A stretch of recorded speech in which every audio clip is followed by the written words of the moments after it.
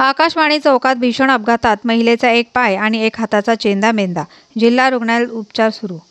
जळगाव शहरातील आकाशवाणी केंद्राच्या चौकात गुरुवारी 6 मार्च रोजी सायंकाळी 5 वाजता झालेल्या भीषण अपघातात महिलेचा एक हात आणि एक पायाचा पूर्ण चेंदामेंदा झाला आहे. जखमी झालेल्या महिलेला शासकीय वैद्यकीय महाविद्यालयात उपचारार्थ दाखल करण्यात आले. या घटनेबाबत पोलिसात कोणतीच नोंद करण्यात आली नाही.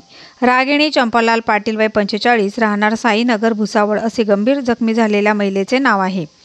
याबाबत अधिक माहिती अशी की रागिणी पाटील या महिला आपले पती चंपालाल पाटील यांच्यासोबत दुचाकी क्रमांक MH19DP 2467 ने आकाशवाणी चौकातून जात असताना भुसावळकडून पारधीकडे जाणारा ट्रक क्रमांक CG04LW 1299 ने जोरदार धडक दिली. या धडकेत दुचाकीवरील महिला रोडवर पडल्याने त्यांचा एक हात आणि एक पायाचा पूर्ण चेंदामेंदा झाला आहे, तर त्यांचे पती किरकोळ जखमी झाले आहे. या घटनेमुळे आकाशवाणी चौकात प्रचंड गर्दी जमली होती. यावेळी जिल्हा पेठ आणि रामानंद नगर पोलिसांनी घटनास्थळी धाव घेतली. यावेळी दोन्ही बाजूंची वाहतूक रोखण्यात आली होती. खासगी वाहनातून जखमी झालेल्या महिलेला जिल्हा शासकीय वैद्यकीय महाविद्यालयात उपचारार्थ दाखल करण्यात आला.